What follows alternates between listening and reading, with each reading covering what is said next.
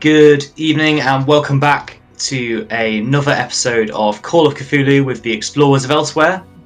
We're excited to be back. I've got a team of investigators. So far there have been 0 casualties and they have successfully pulled off a heist in the house of the reclusive artist known as Baudelaire. And they've hurried back with their ill-gotten gains to the Café du Victoria to see what it is they've discovered. And then the plan, I think, is to head to Baudelaire's workshop at the Museum of Fine Art. Correct. Is that right? Great. Okay. Well, we'll kind of summarise your time at the cafe. So you go in and get yourself settled down, and there's that kind of initial, like decompress after a stressful situation. You'll manage to take a deep breath, and the adrenaline kind of starts to wear off, and there's the sort of nervous laughter, and you're all falling around, kind of, and then looking at these 2 books that you escaped with. So one author you have, I think, is it seems to be a journal of some kind, belonging to the artist himself.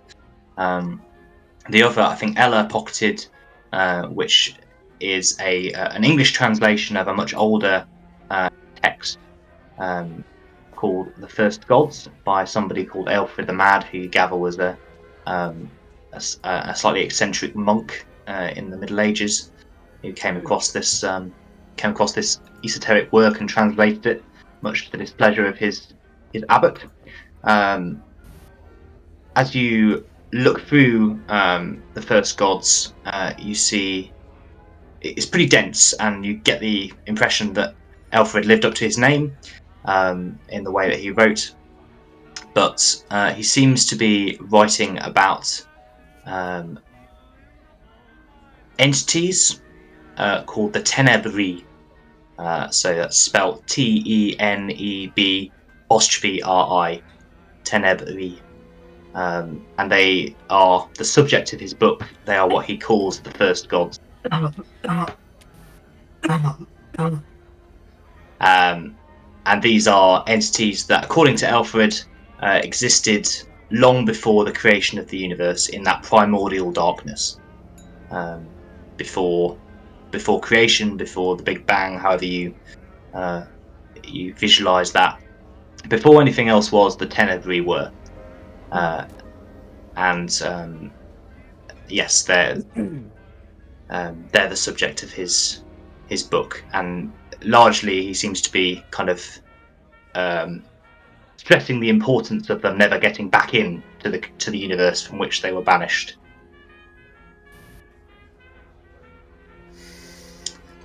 This sounds fanciful.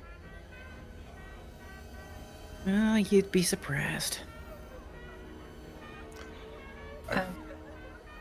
You mentioned light and things. Would we be able to make a connection between a fascination with light and the exhibition about, the shades of black, basically? So as Ella's kind of skimming through this book, one of the things that she kind of picks up about the Tenebri is that they have an aversion to light of any kind. So that's kind of how they were initially banished from the universe, is when, during creation, light appears and they can't stand it, and are sort of banished effectively, and they're unable to exist in our universe, according to Alfred, at any point since, because there is too much light.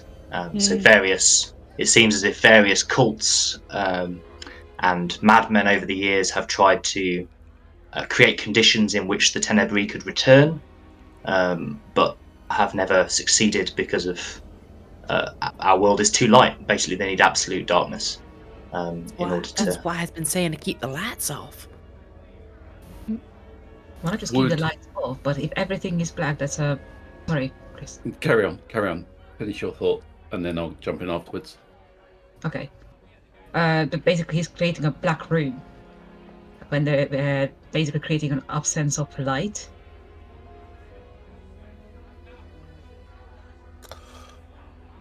So he's a kook. Like, he's got some fanciful ideas, that's all. Oh, no crime there.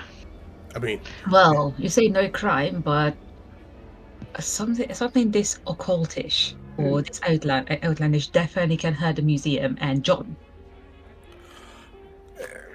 if we're even going to begin to play along with this idea, you can't just paint a room black and usher in some unspeakable horrors from the before the prequel to Genesis. It just tosh. Obviously not, but imagine that the exhibition opens up and all there is this completely pitch black room and nothing else. That's modern Maybe art.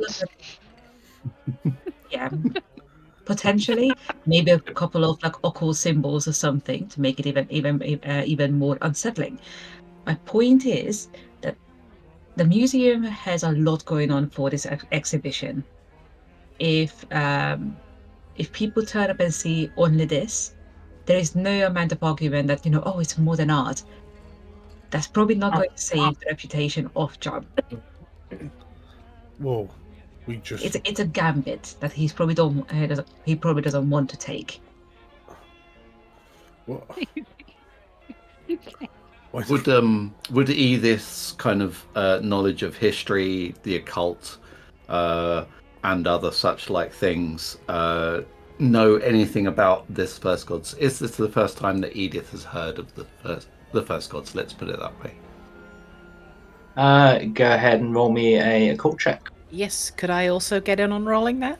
Yeah, anyone who wants to can. Everything's a load of nonsense. I put points in.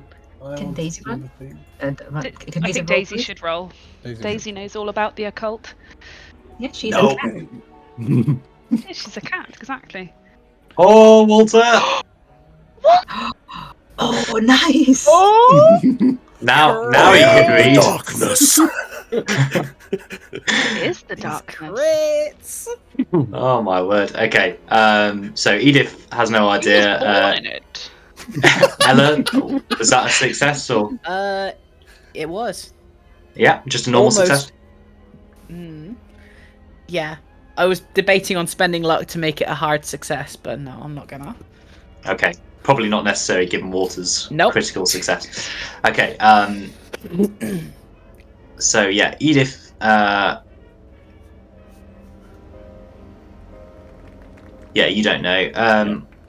Walter, you're.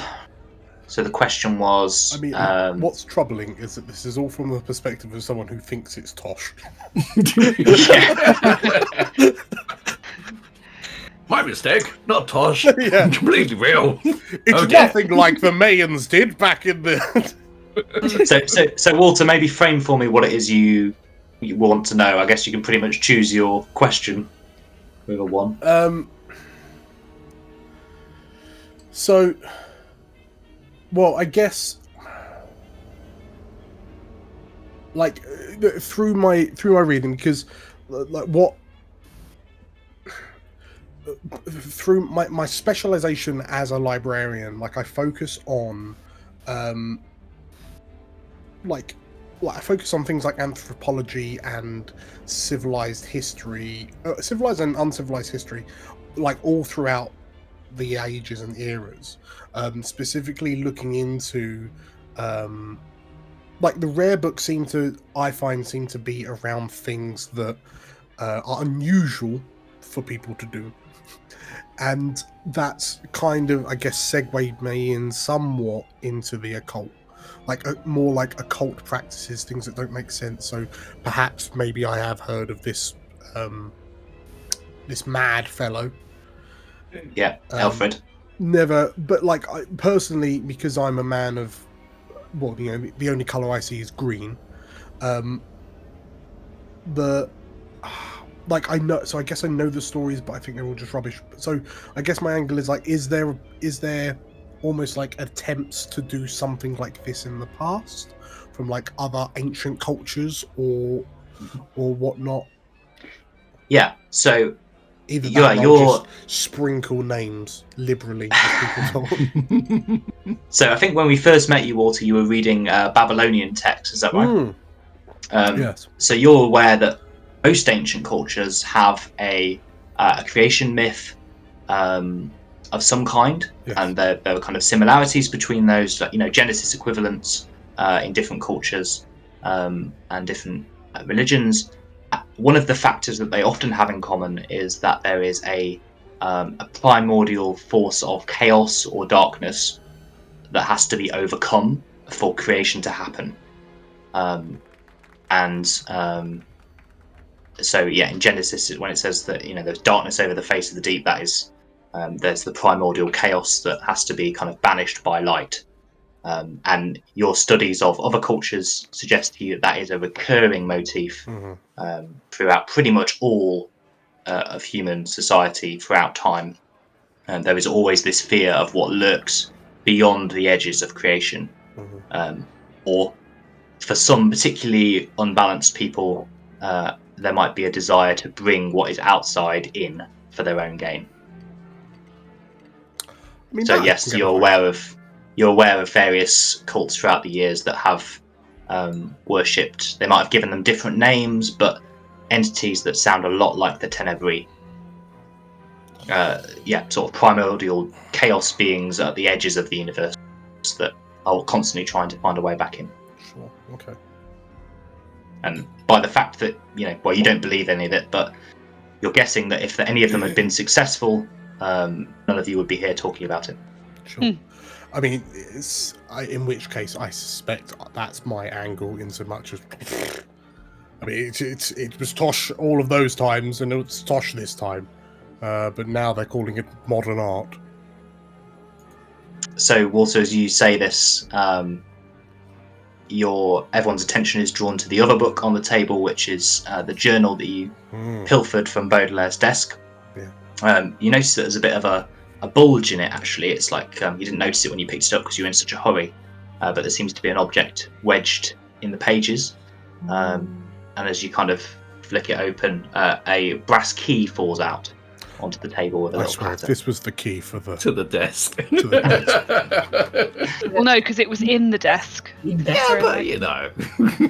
It's like when you lock your car keys in the car, isn't it? Exactly. Yeah, not sure what it's for, but Could be for a studio or a spare studio workshop key. Would be useful. I will hold up the key to anyone who's interested in nabbing it. If nobody nabs it, it's going to go straight in Edith's carpet bag along with everything else. Goes into the party inventory. What's he got to say for himself? So just giving kind of a quick scan through. Yeah. So this is a journal of several years of Baudelaire's life leading up to the present day. Much of the early entries are quite mundane, just talking about other exhibits he's done, progress on various pieces of work. Nothing particularly interesting for your purposes, Walter. Rosemary might be interested because she's quite arty, but you kind of skip straight past those. And they soon start to get more interesting.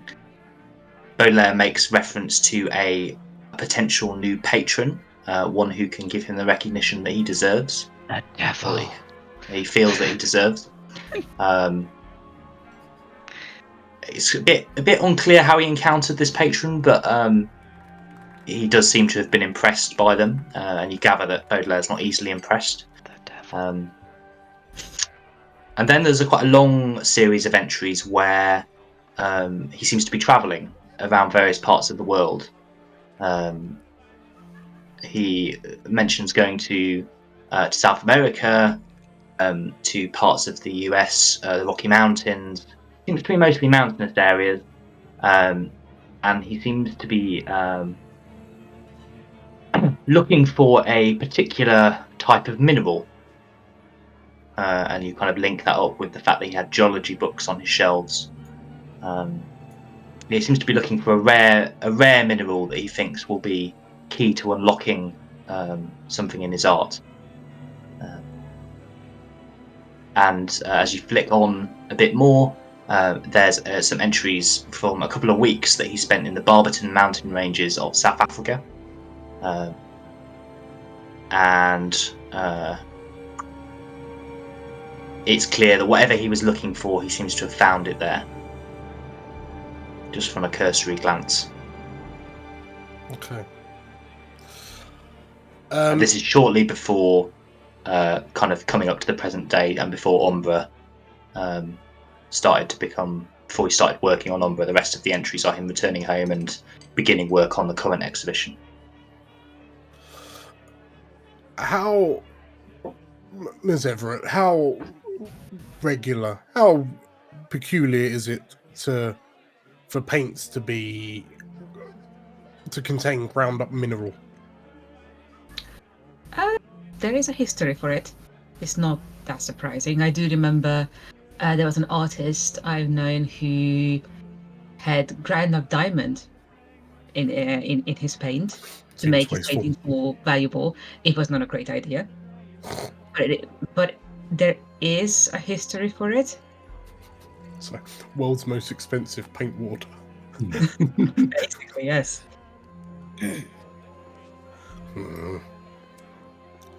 I'll hand the book off to Rosemary just in case there's anything unimportant that I haven't picked up on. That is actually quite important to pick up on. Is there anything stands out? So with your artistic knowledge, I suppose you might be able to add that the pigment Baudelaire is looking for, the minerals that he's looking for, is to create a blacker than black paint, basically something that is black enough to completely absorb light. Mm-hmm. It seems that kind of all normal black paints were not good enough for his purposes. There was still too much kind of reflective properties, and he needed something that was almost complete light absorption. And so he travelled to the Barberton Range, which is some of the oldest mountains in the world, according to the journal, and managed to find enough of it there for his purposes. And that's kind of what's given him the materials he needs to create Umbra.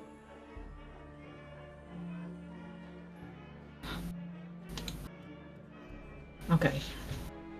So it's basically that paint that is everyone can use apart from one person in the world in real life. Vanta Black. Yes.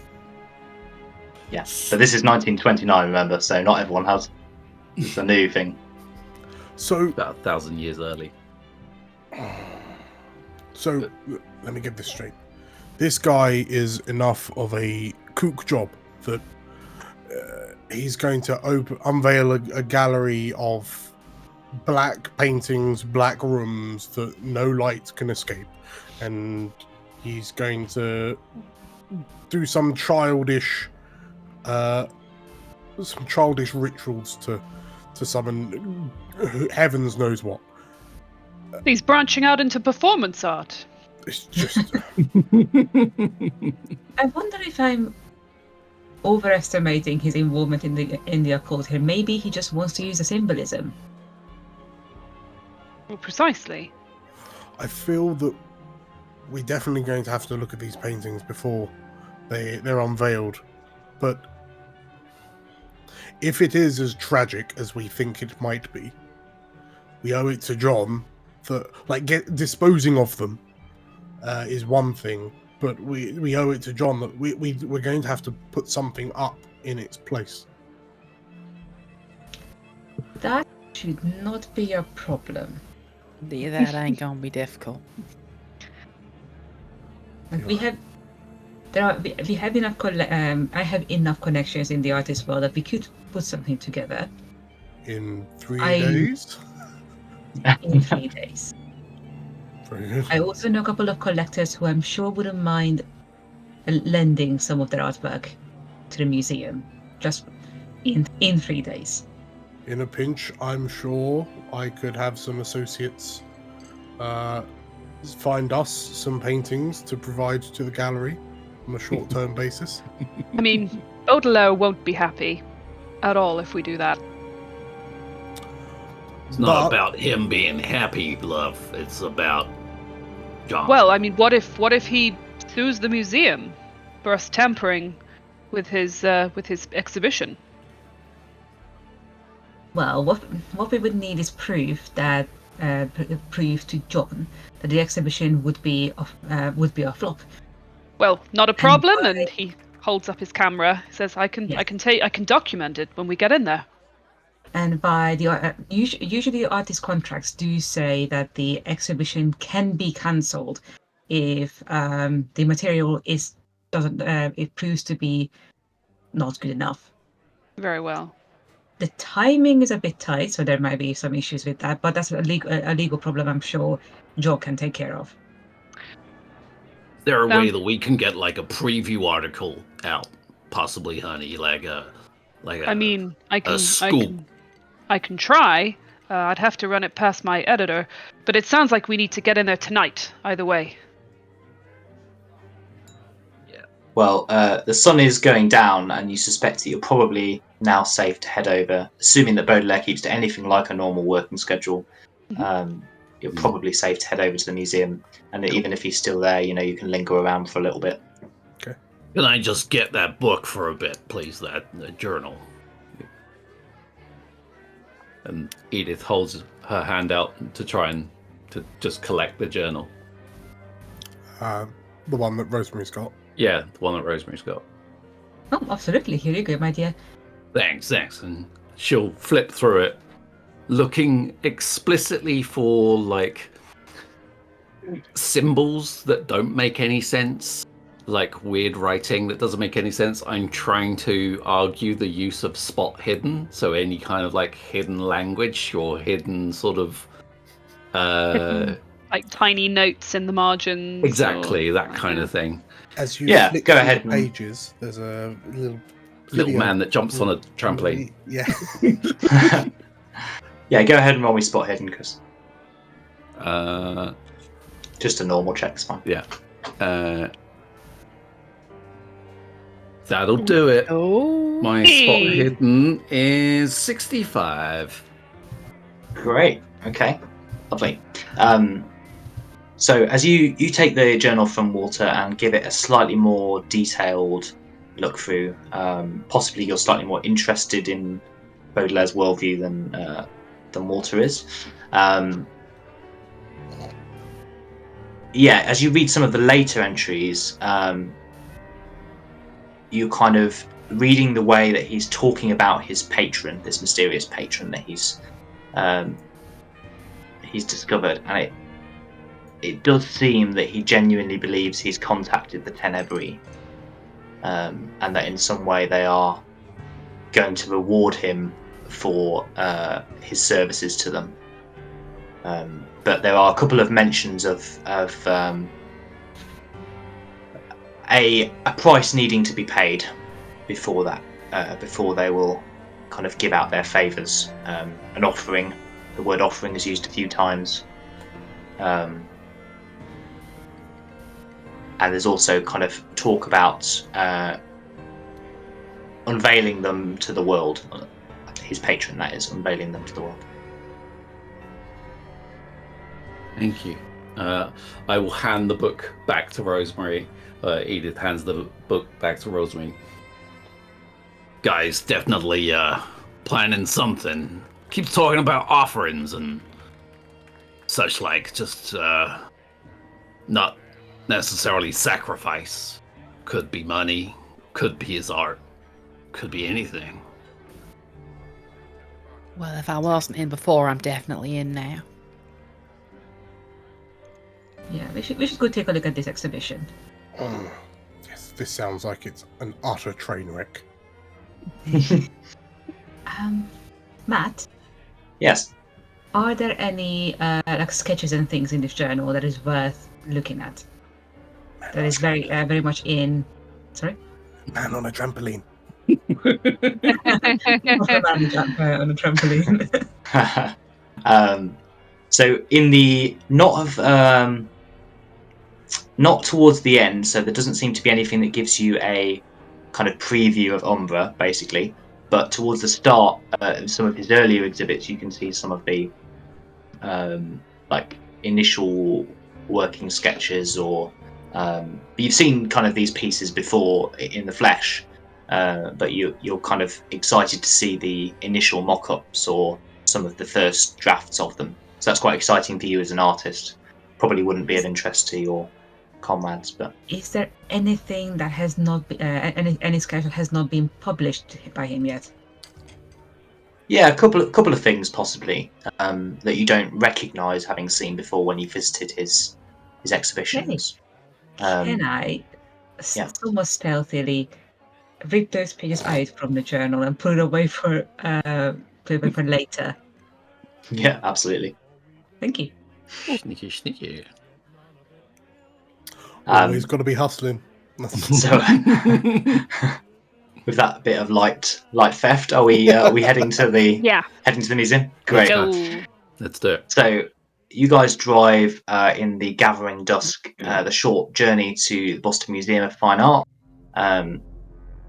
It looks like it's kind of shutting up shop for the day. The last of the visitors are being turned out by men in plain, in sort of security guard uniforms.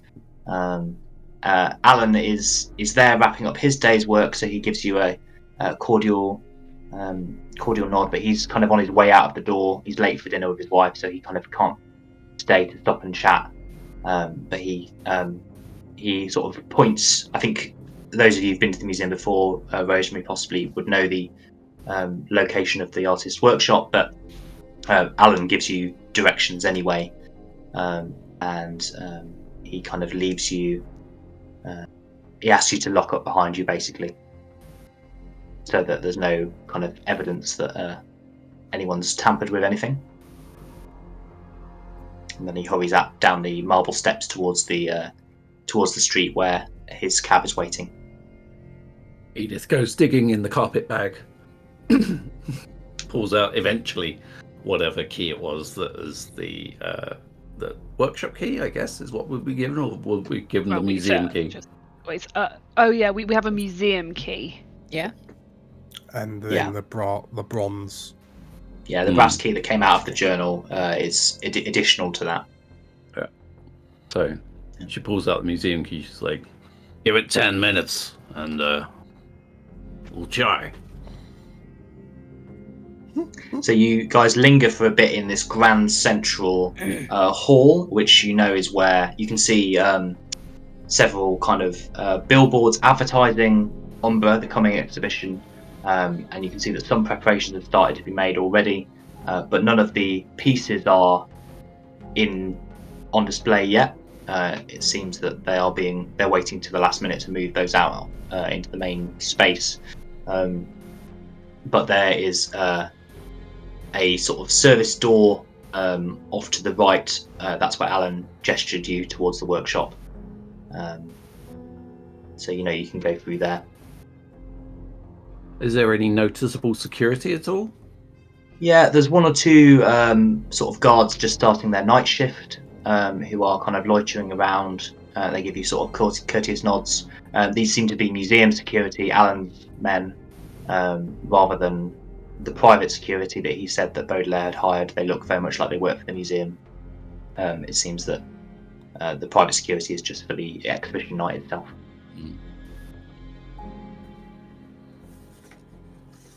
Out of character, I'm just sort of wondering whether it's worth chatting to one of these security people to see if they know anything about the other security people, but like it's probably not. That's just me thinking aloud. Like if there's some sort of rival company that they know about. Didn't he have his own private security? So maybe they've started loitering about and. Yeah, I think that's what Chris was. We could have. You could ask, maybe, as Edith. Yeah. They're moving in on their turf. Yeah, just trying to find out like whether they know the others, whether they've seen the other security people, whether they know anything Yeah. about them. Might be worth a try. So yeah, I'm just gonna. Edith will kind of walk up to one of the security guys, and go, "Honey, come here." This nervous looking lad of about 25 kind of goes, "Oh, me," and walks over. He tries to sort of look composed and like he knows what he's doing. Your first night, or you been here a while? Yeah, is it obvious? Little bit. We've been around for as long as I have, honey. You can tell. Well, yeah, I'm actually my first security job. Brand new here. Don't tell anyone else though, will you? Oh, don't worry. I'm like a vault with secrets. So we're actually both new. First night for both of us. Oh, same security company, I bet. Whoops. Yeah, we both work for the museum, employed by them. Right. Yeah, right. John Allen hired us a few days ago when the last guard went missing. Yeah. Or retired, or resigned, I guess. We heard Disappeared. about that. Yeah. Missing. Resigned. That's gotta put the willies up you, right? It's gotta be make you pretty nervous. He looks like he was slightly nervous before and is looking increasingly nervous. Yeah, I guess it is kind of creepy when it's all empty, you know, like being in hospitals or train stations when there's no one around. Yeah, or carnivals. Yeah. I mean, I can see why it'd play on your mind being here all alone at night. Yeah, you'll be fine. I guess they just got tired of it. I mean, the pay isn't great, so I kind of don't blame them. But so you don't know anything about this other security since you're new here? I mean, Alan mentioned them to us, but I don't think that they're going to have a lot to do with us. Really, they're just here for the night of the exhibition to protect the pieces. Apparently, Mr. Baudelaire said that the museum wasn't up to the task given the guards leaving in the night. But yeah, Alan managed to argue him down to only having them on the one night. I see. Well, But he's bringing in quite a few from what I've heard. Yeah. These artists, they like to protect their work. Well, you have a good night, honey. Make sure you get a thermos of good, strong coffee, and keep chugging away. You'll be fine. Sure. Oh, I should probably give you this if you're going to be wandering around. And he hands you a torch. Uh-oh. And says, Don't turn it into a survival horror, Matt, please. You're in trouble now. it's these darn power cuts. They've been going on for weeks now. Something to do with the generators overheating. If you just keep it on you, then if it happens to happen while you're here, at least you won't get lost. Good call. All right, and one of us will come and find you. Edith will look at it and will look for like a handle to wind it up. I think they have batteries. Question mark. Yeah, that's one no. like. I mean, we could say they have batteries. That's fine. We'll do some We're background gonna- checks while you carry on. Yeah. We're going to tentatively say it's battery powered, and someone can correct me in a bit. Then it can run out of batteries at a crucial moment. We have to wind it. It's even worse. Uh, Oh, God, we're gonna get eaten by mutant dogs. I can just feel it. Dude, they're Congratulations, batteries. everybody. We found the horror. It's coming. It's barreling towards us right now. The first battery torch was invented 30 years ago. We are good. We are Hey. good. Yes, okay. We are good for battery run out horror. Okay. So this isn't one of those naff prototypes that blows up and takes your hand off. This is they perfected it. Proper. Edith will kind of like switch it on to check it. and then switch it off again, and then okay, and in the carpet bag it goes. Thanks, honey. Yeah, you all have a good night. Stay safe, all right? You too. I'm sure. What a charming young fellow. Wander back, cane back towards the group. She says, and she'll just go. We got a torch. Excellent. Might as well, yeah? So, unlike last time, do we want to talk a plan? Well, we did fine last time without one. That's true, but I remember. We're assuming he's not in there. I'm also assuming that key from his diary is a spare workshop key. Yeah. I'm hoping it is, so we should be able to get in fairly easily. Jeffrey's going to snap all of these perfectly ordinary, very black paintings, just to get evidence that it's a weird exhibition John doesn't want to put on. And then we're out. It's all good. Yeah. In which case, so Anything Jeffrey to needs to be in the room. No? So Jeffrey needs to be in the room. I would say Edith probably should go with Jeffrey to light the paintings. Sure. The rest Do of we us all to go? stay outside and...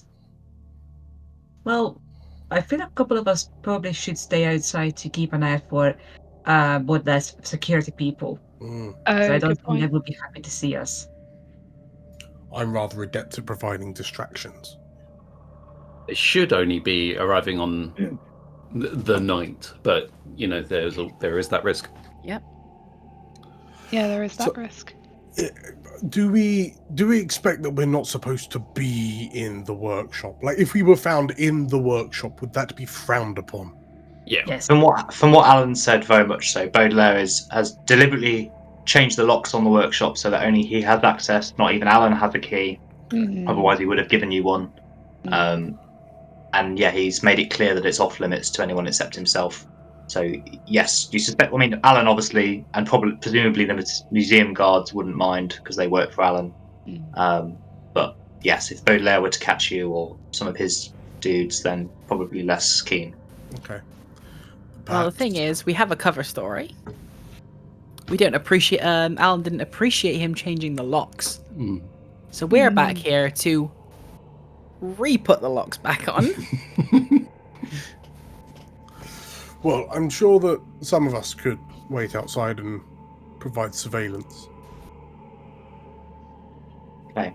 Is there a back entrance to the museum or a rear exit? Is there some sort of back alleyway that people might come in through? Yeah, there's a back door. Yeah, you would have seen that on the guards would have let you know that it's kind of a fire exit, effectively, alternative fire exit. Not something that most of the not entrance. Yeah, it's not something that the public would ever use. There's kind of one public entrance, which is the grand doors you came through, but kind of service people, staff might use the back entrance. Okay. I mean, should we do a perimeter check to see what the workshop area looks like, to see if we can think of any other way to get in, apart from the obvious? I mean, it might. I think time might well be of the essence, because, I mean, do we know roughly how long it takes to get from here to Baudelaire's house? Because if he goes home and he finds his thing gone, is that what you're thinking, Dan? Yeah, because if he doubles straight back, because I mean, whilst I'm confident on my deception, I'm better to be prepared. But probably not too long if he was to discover what happened straight away. Okay, maybe like half an hour. Okay, I think in which case, if Rosemary, Jeffrey, and Edith head into the workshop, Ella and I can be on the lookout. So Jeffrey to do his investigating, Edith with the torch, and Rosemary for the artist's eye. And then, well, Ella and I, we did a pretty good distraction in Baudelaire's house, so we can just do it again. Dream team. Do you feel another more poop jokes? Stomach cramps coming on. When in doubt, crap it out. Cool. Okay. Let's do it. Well, you guys walk through a a door off to the right, which leads to sort of the access tunnels and various behind-the-scenes parts of the museum that the public wouldn't normally see.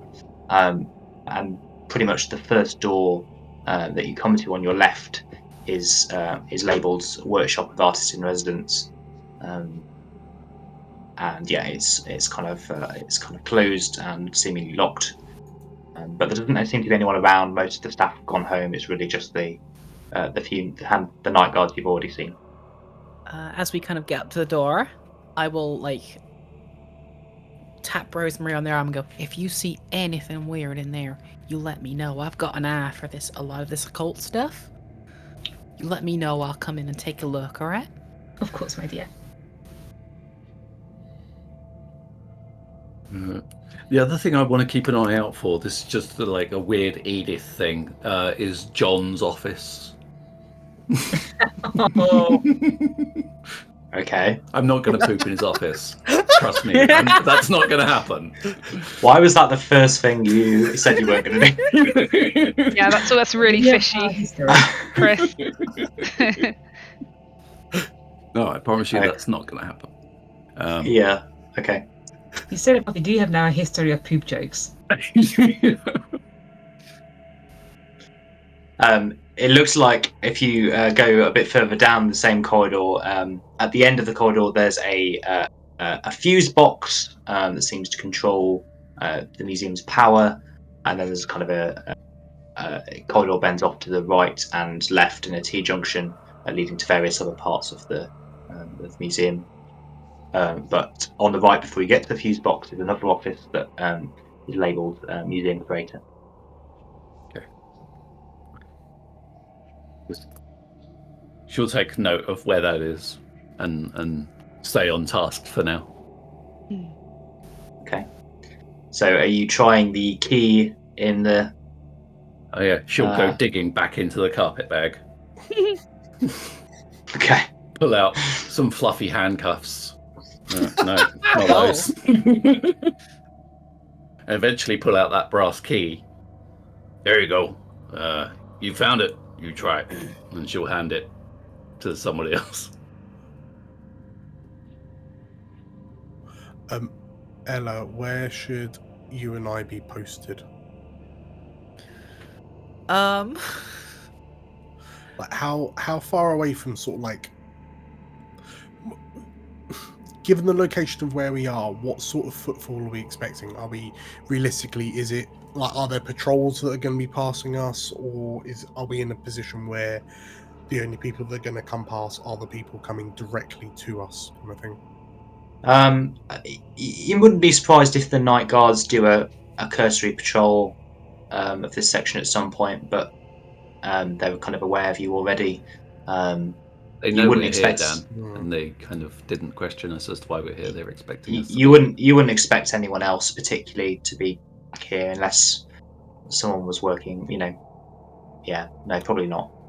Is there anywhere where we could stand where we've got line of sight on both, sort of like the workshop-y area and the main concourse, so anyone coming through? I suppose the public entrance would be closed, wouldn't it? So sorry, is there somewhere where we can kind of see the workshop and like the rear entrance, like the staff entrance? So if you walked, if one of you was to stand at the end of the corridor near the fuse box, you would then sort of be able to look down either way of the T-junction. You assume that one of those corridors leads to the rear door. Sure. So that would be a good spot. I'm going to keep an eye on the front entrance mostly. Okay, I'll keep an eye on the back entrance at the T-junction. Okay, great. Well, who's opening the door? Who's trying the key? Not Edith? Not it. Edith, why don't you do the honors? Alrighty. Okay.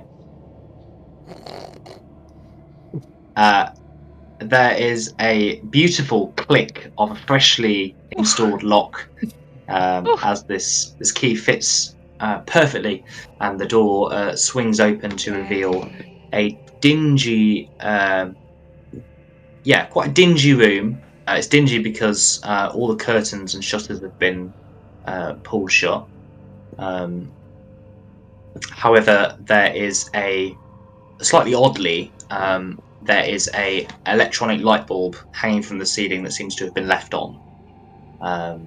So it's not as dark as it otherwise would be. It's not pitch black, although it is kind of flickering weakly. She will dig out the torch, sort of as the next kind of, and just like hold it. Yeah.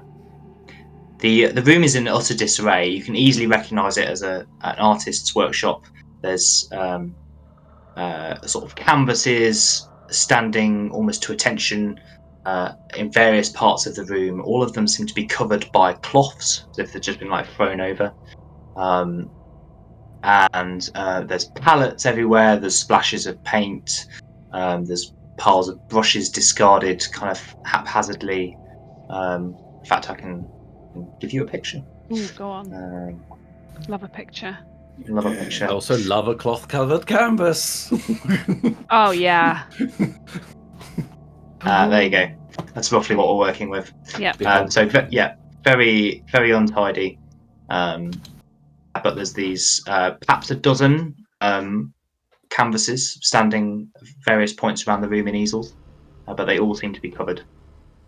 Is there any sign of somebody like eating in here, or like is it just art stuff, or is somebody like having food brought to them, that kind of thing? Is it a bit more than that? He's eating the paint.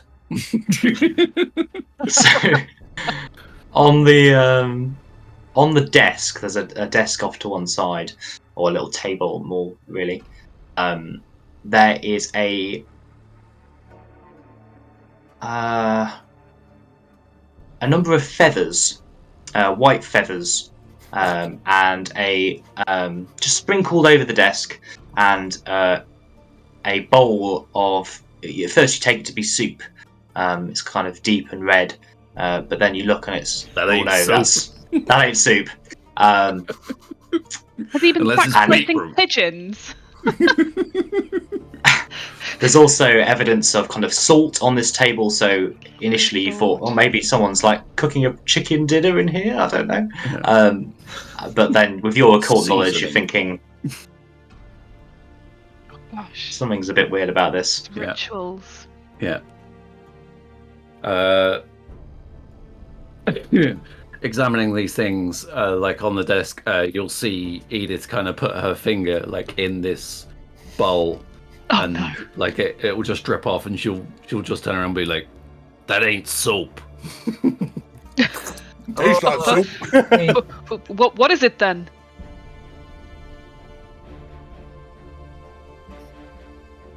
Blood, possibly. She says that Rosemary's going to start a cigarette because she's just so stressed out. What? Why is there blood in an artist's studio? What kind of man is this? Clearly a disturbed one. And with the cigarette in her hand, she actually goes to unveil one of the canvases. Mm-hmm. Yeah, boy. Okay. So as you pull off this sheet, you see at first what you take to be just a solid wall of black, and you're kind of looking at it confused, almost disappointed. But it's like the deepest black you've ever seen, and it's almost like the light from the bulb swinging above your head is kind of being sucked into the canvas. It almost feels like the light is flickering and dimming in response to this painting. And as you look at it a bit closer, it's almost like it's becoming, it's going from a flat black surface to something that is stretching away in front of you like a long black corridor. It's almost becoming 3D in front of your eyes, and you feel yourself kind of being almost drawn into it. Can you make me a sanity roll, please, Rosemary? Oh, first one of the game. Oh no! So how does this work? You've found a dark magic eye puzzle. So we've got to roll below our sanity. Anyone who's looking at this when Rosemary reveals it, Definitely looking, yeah. Does the cigarette yeah. aid or hinder a sanity check? See if she accidentally Good swallows one, it. Rosemary. Oh, thank goodness. 27 is fine for me. This is looking pretty good so my far. Sanity is okay. Now I know what it is. Now I know what I can miss by. I'm good. Oh. We're not fussed. good It's the indeed. first weird thing we've seen. We're fine.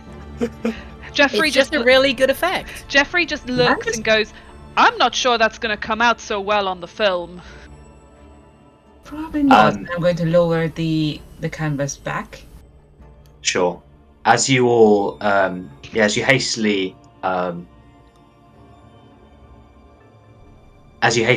the sheet over the canvas, Rosemary, you're all left with the impression that somehow this canvas is still watching you through the sheet, and you're all going to lose 2 sanity points. Ooh. We all pass. You It did. don't matter. You know what? If that happens, if I feel like he's still watching us, Rosemary's going to have a moment, lift up the corner of the canvas just for a second, and push her lit cigarette into it. I like that. You're hoping that it's oil paint and it just. There's a sort of a charring smell, and smoke starts to rise up from the canvas beneath the sheet, and you can see you've left a small burn on the canvas. It's kind of quite hard to spot because it's black, right? But if you know it's there, you've caused a minor piece of damage to this.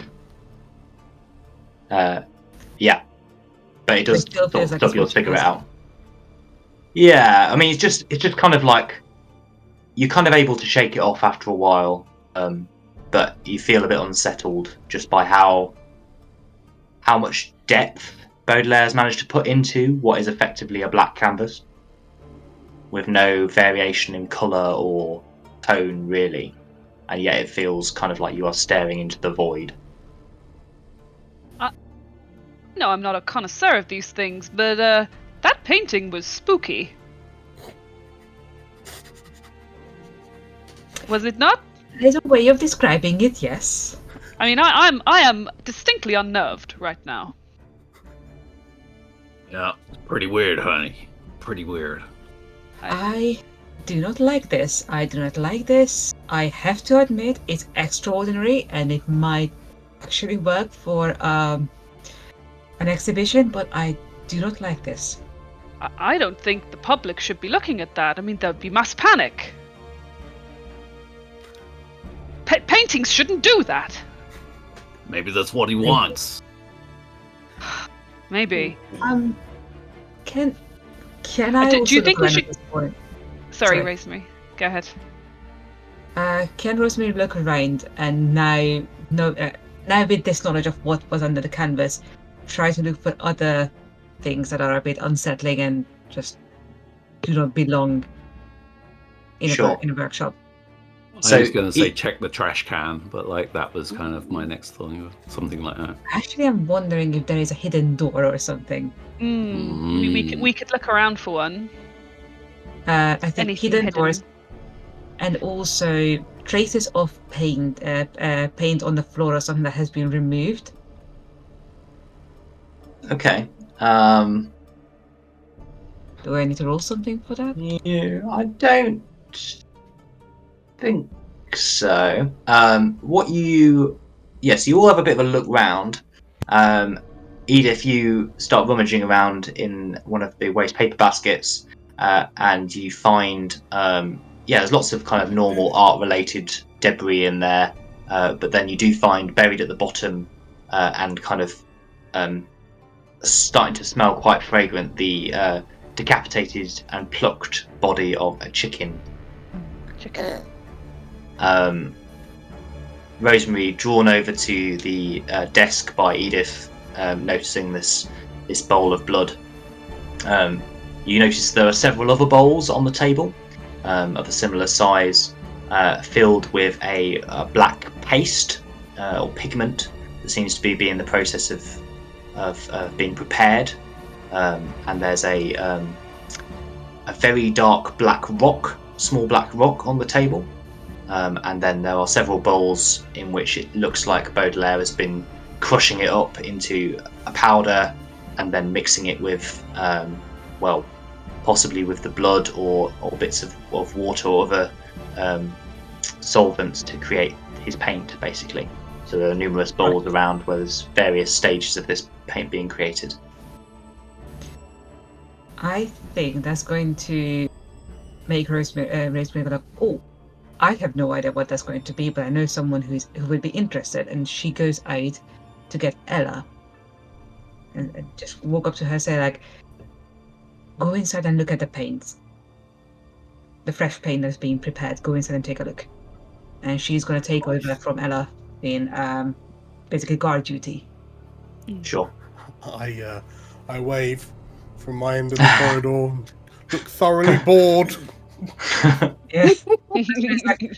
And she lights on a cigarette.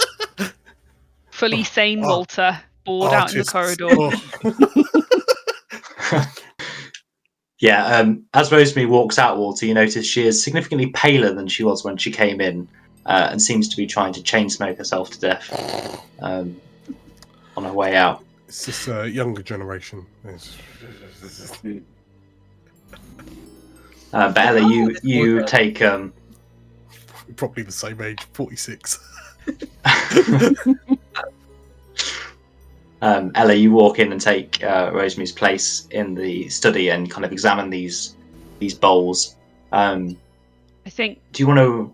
Go on, go ahead. I was just going to say, while she does that, I think Jeffrey and Edith would probably be explaining what they saw under the canvas. Hey, Ella, look at this. Check this out. It's a man on a trampoline. Look. In the dark. But yeah, we explain that while you're examining it. Okay. Great. Do you want to go ahead and roll me occult, please, Ella? I'd love to. Ooh. 42. Is that And low I'm enough? going to spend 7 luck to make that a hard success. Oh. Okay. Great. So you know that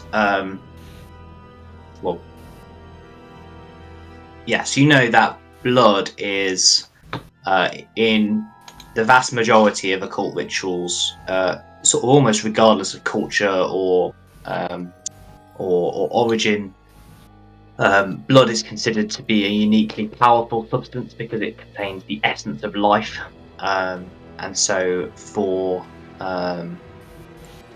to kind of imbue something with that power, blood is almost always a kind of necessary reagent. And you suspect that in Baudelaire's mind,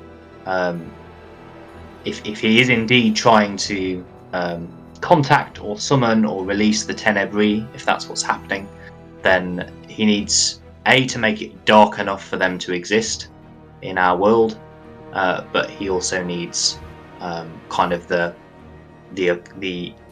oomph to get them here, to turn ordinary paint into a gateway of some kind, and that you suspect that's the purpose that the blood is serving. Yeah, so you ain't gonna like this, but so I'm pretty sure he was making this a ritual of some kind. He almost definitely believes that that painting you told me about, the one that looks like 8 foot deeper than it should actually be, pretty sure he's made that into a gateway to summon these first gods through. What now? A gateway. Sorry, it sounds like you're saying it's a gateway. I am. I can say it again if you like. He's made that a gateway, and he needs the darkness to do that, and the sort of life-giving essences of the blood. Right. And he's got one of those. I see. Is it a real gateway? I'm going to assume so. Okay. Maybe that's why the light's still on. Maybe it's not finished yet. Edith, do me a favor and keep your torch on, please. Yeah, keep that flashlight charged, I think. Yeah. If that light goes off, some bad shit's gonna happen. They mentioned power cuts? Yeah. Which would also tie up with the previous night guards going missing, huh? What do you mean? Well, the power cuts happened during the night, and night guards went missing. It's the night right now. Yeah, it is. Oh Lord. You're not just scared of the dark, are you, honey? Keep that flashlight on. It's a very sensible fear. Our ancestors were scared of the dark for a good reason. Anything could be lurking in the dark. Apparently, we're next to a gateway right now. Does Jeffrey want me to come back inside and set the thing on fire? Yes, please. Extreme light in its face. I think what we need to do is we need to alert the proper authorities, and we need to bring just as much light into this room as possible until all of these paintings can be disposed of. But we need evidence, honey. We need you to do your thing. I am not photographing that thing. That's not going to happen. Did you see it? You saw it. Yeah, I saw it, but you got flashes, right? And the light, if it hates light, I've got light. You've got light. And we could turn the lights on. More light? The light in the room, we could turn it on. I think the light in the room is on. I think. Yeah, it is at the minute. Yeah. Yeah. Okay. That one slowly little light bulb. Hate it so much. Okay. One of those old school light bulbs as well. Just one picture. Right. But maybe, I don't know, if it disturbs you that much, just don't look at it. Just snap shoot. Just set it up. I mean, you gotta frame it up properly. You need to look at what you're taking a photo of, really. I mean, also maybe take a picture of the decapitated bird. Oh yeah, I can do that. Yeah. That's no problem. And he takes a snap of the bird. Thing that definitely isn't soup. Yep. Snap of the chicken. Snap of the blood soup. And then I guess he's gonna gird his loins for a picture of the hell portal. Edith will stand to one side of the painting and sort of lift it up, but look away. and just before they do that, be cheers. Cheers. Everybody else, you take Thanks for your the pick. solidarity, Edith. Great. Like, we'll hand the torch over to Rosemary or something, so I'm willing to take the bullet for I'll just take it and just... Who is in the room now? Is it just the three of us, or is Rosemary rejoined?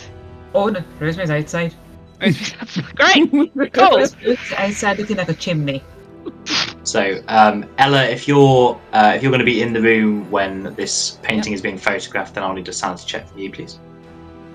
The others are okay because you've already seen it, so you're in some ways prepared for... Jeffrey still doesn't like it. That is a 10. That's a extreme success. Way. Okay, great. In that case, you're probably all right. Do you want any kind of check to take a photograph of this thing, Lorekeeper? Oh, good question. There isn't a photography skill, is there? One of the suggested art sub-skills you can take is photography, which I have. If you have, then I think we should definitely roll that, yeah. I've got a 65 in photography, so fingers crossed. Go for it. So there's no pressure or anything, so it's just a normal check. Normal check. Okay. I'm too good at photography. No. You are somewhat shook by trying because you feel like you're looking at this thing, trying to line up the shot, and it's looking back at you, and you feel like you're hurrying to take a photo. It's a bit blurred. I can't do it. Yeah, I can't. Your hands are shaking I can't a get bit. a good shot. Damn it. Yeah. Better option. I was thinking like, oh my god, if you mess it up, you create another gateway. No, stop giving him ideas. I guess the camera would have a flash, right? Like quite a bright flash. Yeah, could do. Something. So you kind of you take the photo hurriedly, and presumably it prints straight out of the camera. It's a Polaroid. Yeah. And you kind of give it a few. Well, maybe Pretty you have sure to go Polaroids get were developed. later. But, What sort of camera have you got? I think it would probably be an old film camera. Got you. You have to go get the film developed. Yeah, so I wouldn't know how it's come out. The accordion lens. No, it's not. Yeah. It's more an old reporter's camera. Yeah, if hanging such a around your thing neck or whatever. existed. They probably didn't in 29, but still, let's pretend. So you're not sure how it's come out. But you, your hands are shaking so much you think, or be surprised if that's good. Does the painting react at all to the bright flash? Nothing that you can see, but something. Yeah, the energy in the room shifts somewhat. In that indefinable way that, as a reporter, you've learned to pick up on changes in kind of atmosphere and rely on your intuition, and something about this flash just I don't like it. You don't like how the room feels now. Oh dear. You didn't like how it felt before. But... I really don't like how it feels now. So if the feeling in the room notably changes, I'm going to somewhat calmly open the briefcase that I have with me, pull out my gun, and just have it in my hand. Okay. How does everyone else react to Ella just pulling out a gun? Whoa, honey. Hey! No, calm down. We can talk about this. I don't do nothing to you. Do you? That's fine. Oh, okay. But if something comes through that painting... A gun's gonna help? What other ideas you got? Running. I would run very fast. The American dream, guns always help. Exactly. Guys, Rosemary's gonna lean in. It's like, oh, you're done. We are running on. We are running on a bit of a time limit here, my dears. It's lower back the cover on the painting and just kind of yeah. It's tricky. I'm not sure how well it's gonna come out. What's happening? What's going on in there? It's broken our stuff. Oh my god. But yeah, I think Rosemary's gonna point at the blood and the chicken. I just take a picture of that. That's an OSHA violation right there. Let's go. Sure. I've got that. I got it. Maybe have we got enough? Can we go to John Allen with this? Before we leave, I just want to kind of take a bit of a closer look at the bowls, if at all possible. If there's anything are the bowls just normal bowls, or are they? Yeah, just seem to be just normal bowls, plain unadorned metal bowls. Yeah, okay. The kind that any artist would use to mix their pigments in. Okay, cool. Thank you.